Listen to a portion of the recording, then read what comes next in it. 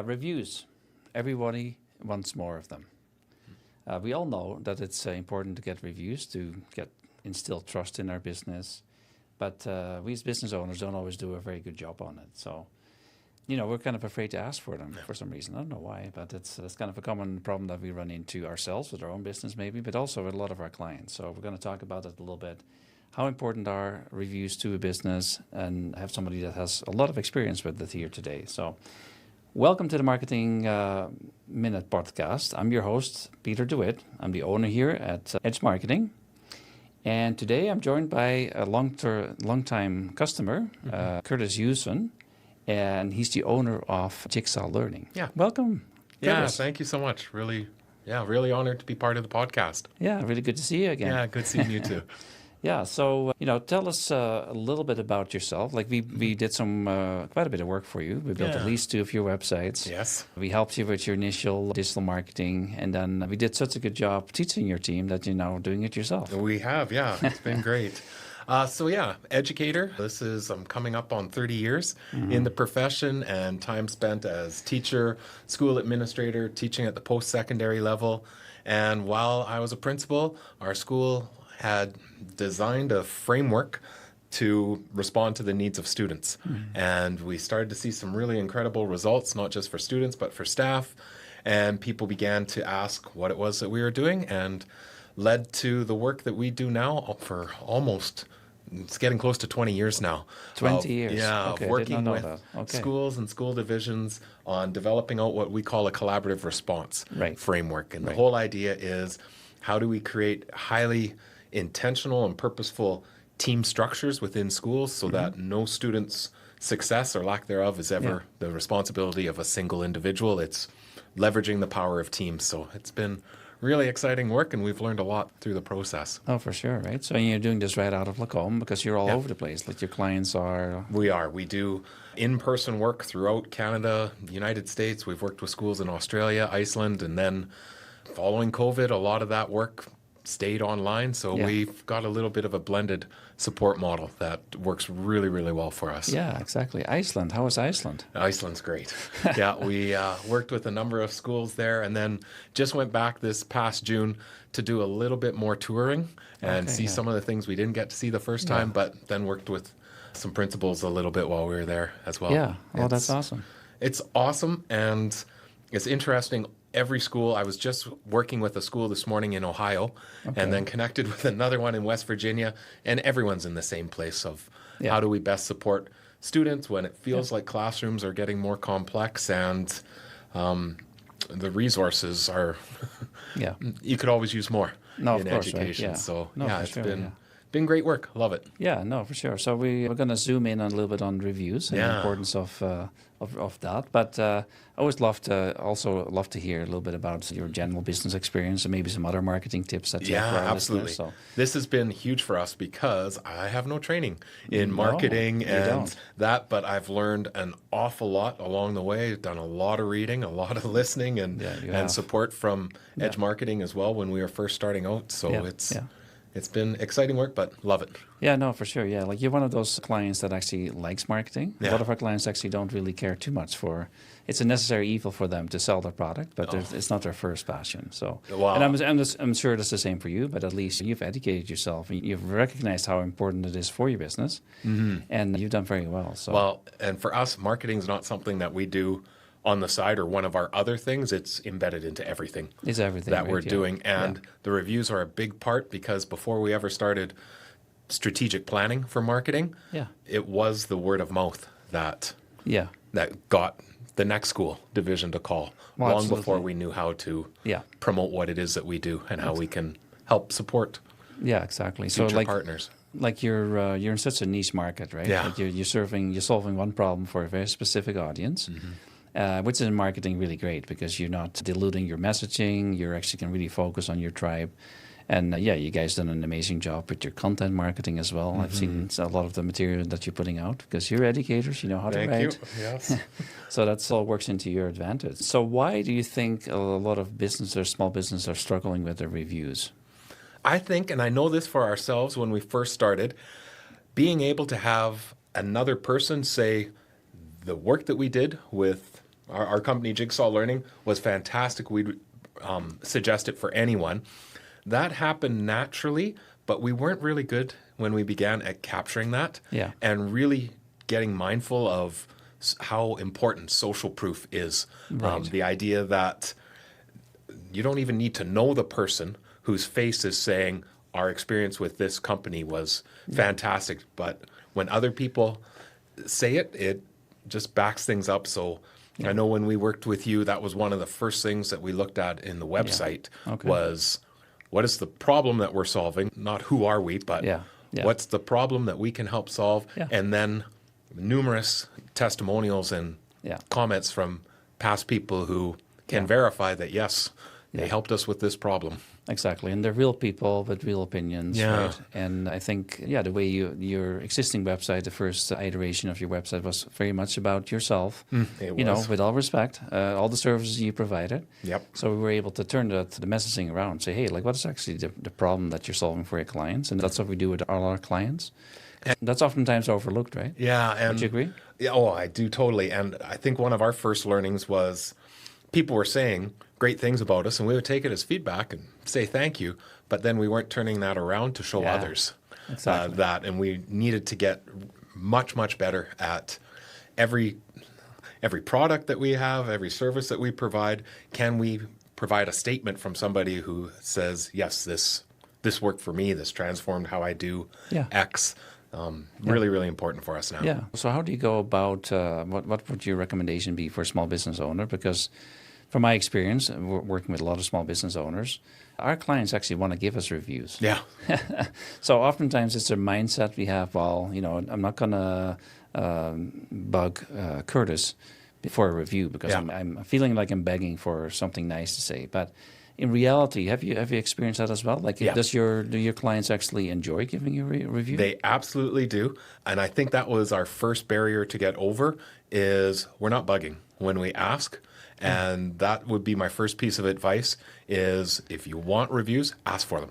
Yeah. Ask for them straight up. We now have opportunities when we've worked with somebody that we will email following a day within a school or work with districts to say, hey, here's our Google profile. Yeah. Could you please go and leave us a review? Yeah. Or sometimes we embed it right into follow-up surveys that we do. Okay. And right in that, it'll say, we have a little checkbox that say, I'd be okay with this being shared. And I've yet to have somebody not check that box when they're saying something that's brilliant. positive for us. So I think that's the biggest hurdle that we had to get over is knowing that it's okay to ask and people have no problem with it. We haven't had a single person say, I'd rather not do that. Exactly, right? So you make it kind of an expectations almost. And I think that's really important as well. That's what we teach our clients. Like if you, right from the get-go, if you have that first conversation with a new client, if you say something to the effect, you know, like reviews are important to us. So once we're done with this project, would you mind giving us a review? So then when you do ask them at the end of the project, it's kind of natural to say, Peter asked, he mentioned that before. So that actually has helped us to get more reviews as well. So we found too that with some of the digital tools that we have at our disposal, we've made it really easy. For instance, all of our email, we utilize the Google Suite products. So in Gmail, we have templates that are created that I don't have to write that email each time. No, exactly. I've got the template ready. The link is all there to go. We try and make it as painless as we can for ourselves so that when I ask for a review, it's not a 10-minute task. We've got it, adjust the template, and we're exactly. And when is, in your opinion, the best timing to ask for a review? Right after. Right after the work, the project. Yeah. Sometimes, like the work that we have is often with contracts, so it might be a full year. Yeah. If we're working with a school, we'll ask the participants to give us feedback right away. Yeah. But then on the longer contracts, at the end of the contract, that is one of the expectations is we'd like some feedback, and with that, sometimes we'll take that feedback, throw it through AI and have it write the testimonial. Yes. And then we will send it back to the person to say, would you feel comfortable with this? And if so, would you mind sharing a headshot with us? Or we found this picture on your website. Would you be comfortable? That's so good, right? Like you're actually doing the work for them. Absolutely. Try and make it as less labor intensive as possible. Yeah, because like everybody's busy, right? Yeah. So clicking a link and writing a few sentences for some people, that's a big deal, and I get it. So yeah, you make it extremely easy for people to leave reviews, and that's why you have Absolutely. How many reviews are you up to right now? I think on our Google profile, there's over 30 that are there, which I know that doesn't sound a lot if you were Well, that's a decent number. a business that was providing products, but for us, that's 30 different school divisions or districts, huge. which Yeah. is massive. Like that's, Yeah. in our province, that's about half of the number of overall districts there are altogether. No, exactly. So Exactly. Yeah, no, it's wonderful. So yeah, like there's kind of a sweet spot as well. Like There if is. if you don't have enough reviews, Google doesn't like it. If you have too many reviews, even Yeah. believe it or not, it could actually negatively impact you as well. So the 30 to 50 reviews, I believe, the experts feel that's kind of the optimum number. Oh, interesting. Where you should go for, and then there's kind of a law of diminishing returns almost, right? Mm-hmm. So We also find that we then go and repurpose those testimonials Yeah. then as well. So it may be that we have the review or the testimonial that comes, but then we'll take a single sentence out of it that then is on our website, Right. or a single sentence that might go on to a brochure at the bottom Yeah, of an course. email. And it was through your work with our website too that made it really easy that we can have a person's face, their title, the one sentence, Yeah. 10-word statement that, Yeah. it might say, our work with Jigsaw Learning was transformative. Yeah. And then the button that says read more. Yeah. And if someone wants to go and read the 4-sentence, great, but that's not what goes on our website. Just that's punchy perfect too, statements. Yeah, exactly. That's really smart because people, again, are busy, so they may not read the whole review, but the fact that you are, paying attention to it, and do you respond to those reviews that come into Google automatically? Everyone. Each and Everyone that everyone? comes Yeah. on, we always write on the Google reviews, reply with a thank you. It was a pleasure to work with Yeah. you. Looking forward to next. And how long does that take you? Nothing. Couple minutes, right? Yeah, So- it's very, very minimal. And like I said, when somebody gives us feedback, we'll use AI to rewrite it Mm-hmm. and then give them the link to say, would you mind posting this on Google Yeah. Review? We can post to our website, but we No, you can't. cannot post it to their cannot Google post yet. it to No, the and that's Google, the so- power of Google, I think, in the review system that they developed. They know it cannot be tinkered with, right? Yeah. Like what the reviews are basically what they are. I'm sure you haven't experienced this, but some of our clients have experienced unreasonable negative reviews Yeah. from people that don't even exist, like a disgruntled employee or who knows what. But because it's so hard to actually change that, people start to trust it more, right? Yeah. So that's both good and bad. There's mechanisms in place. If it's really out of order, you can request to get it removed, but it's hard, and Well- there's a reason for it. Yeah, we haven't had, thankfully, knock on wood, haven't had a bad review on the Google profile. But I know for myself as a consumer, when I read those and see the response that says, I'm so sorry, and here's what we're Exactly. going to do, to me, that also is, That's real, right? it's yeah. real, and it shows that they're paying attention and trying to do their best. Yeah. Or if it even says, I'll reach out via email Yeah, so that right. we can Yeah. correct this. No. To me, I love seeing those kind of things. I Yeah, no. trust that brand more Yeah. when I see that. Yeah, exactly. And let's face it, not every business, especially if you deal with consumers, maybe more so than business to business, because of the sheer volume of people that you're delivering your service to. Oh, absolutely. But I mean, if you respond to it, right, we always recommend like taking it offline, like okay, instead of just having this lengthy conversation, especially if it's not very positive to start out with. So we always recommend taking it offline. Say, hey, give us a call, see if we can fix this for you, and then hopefully you can kind of deal with it that way. So I don't have this experience as a business owner, but as a principal in Okay. a school, we Yeah. had our school Facebook page, and occasionally there would be the negative Yeah. mention that was there. And again, I still did I thought it was, or felt it was my responsibility, and for our public messaging to be able to respond and say, I'm sorry to hear this. I'll follow up with you. yeah. I'll be in touch, or something like you said, take it offline. Yeah. I don't want to have that conversation in the public arena, but anyone looking at it can see responsive and Responsive. You've dealt with it, so Yeah. you're a real person. You're dealing with a real concern, and every concern that people have, we can learn from, right? Yeah. Like even if it's formulated sometimes in a negative way, Yeah. we still need to pay attention to it and make things better. So, yeah, I think so. The review process that you have in place is it's baked into your system almost, right? It is, and I appreciate that you use the word system because we have it mapped out. Okay. Exactly how we get our reviews. Like I said, templates attached so that it's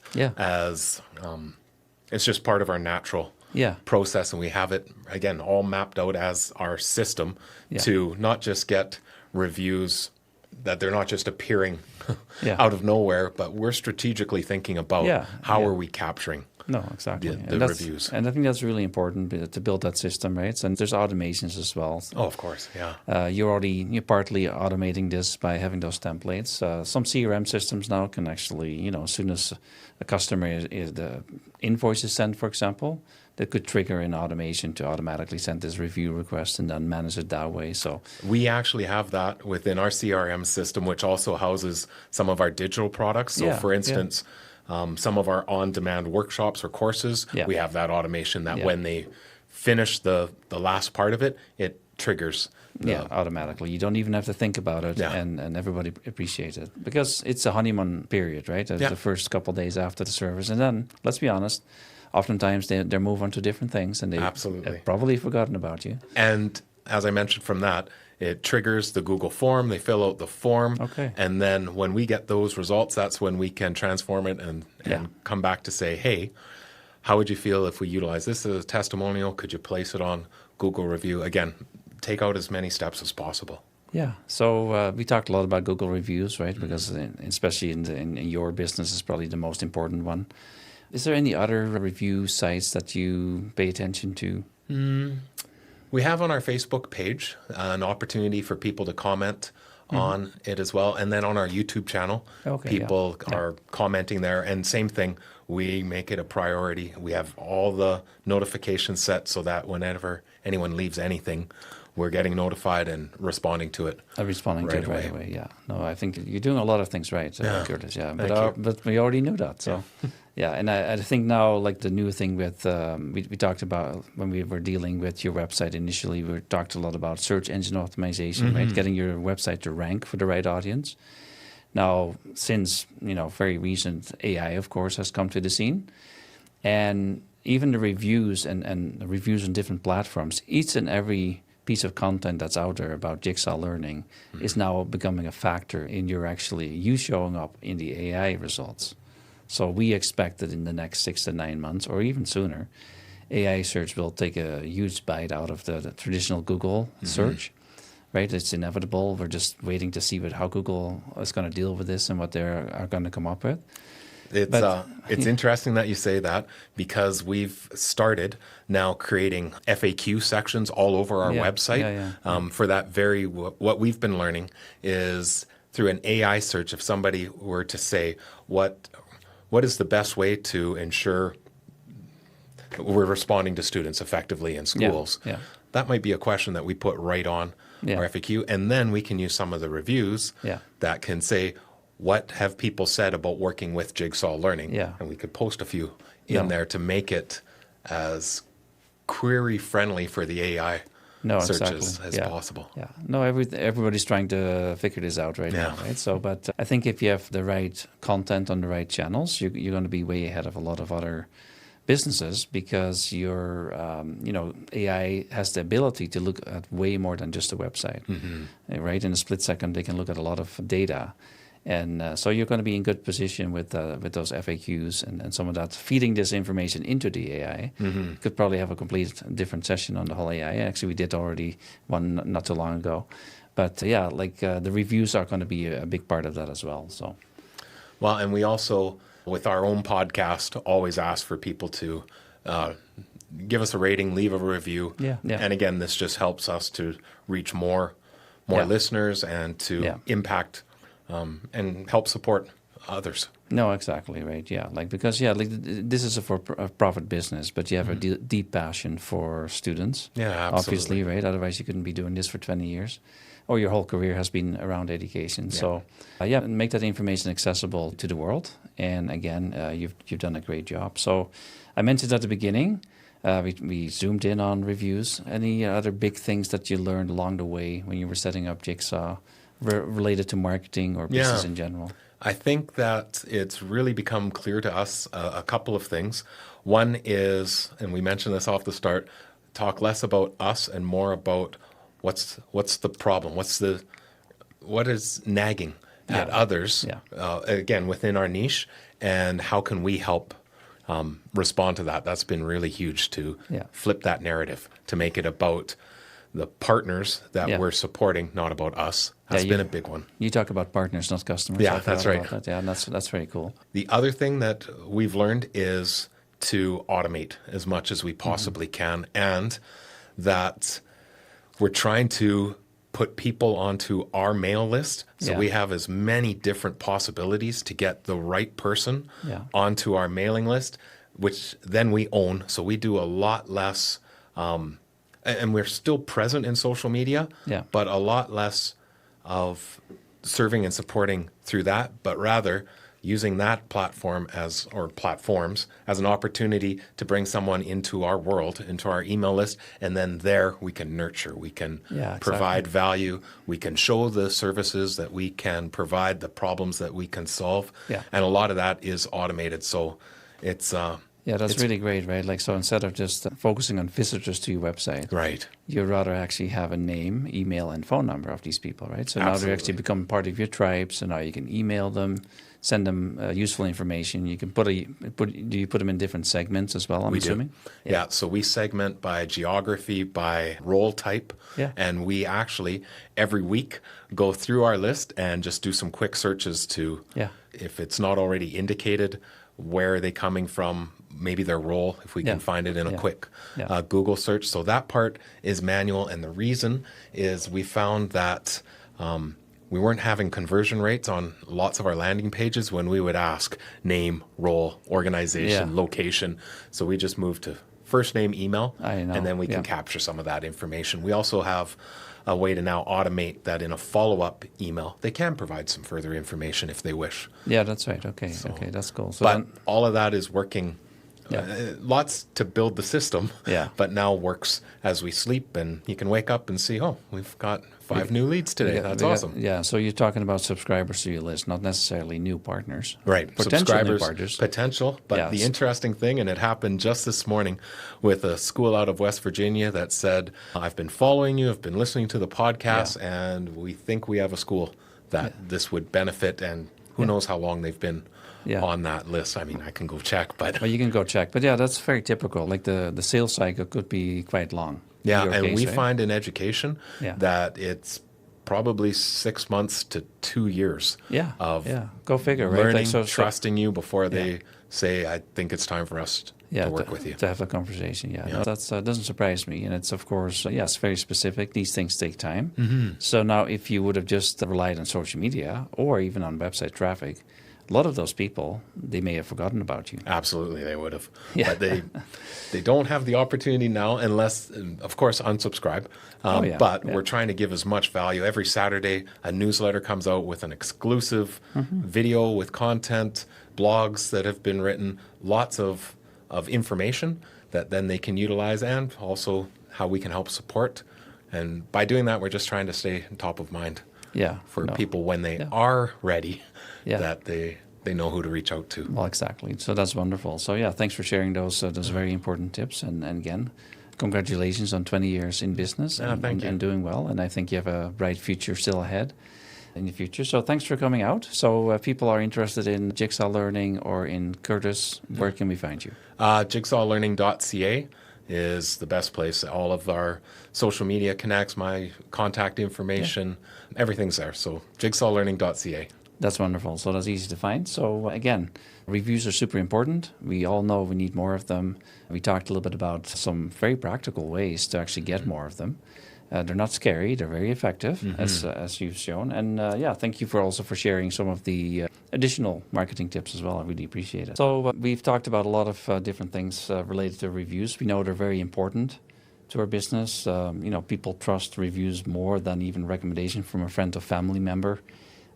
We talked about very practical ways to get more reviews, and basically we just have to ask for them.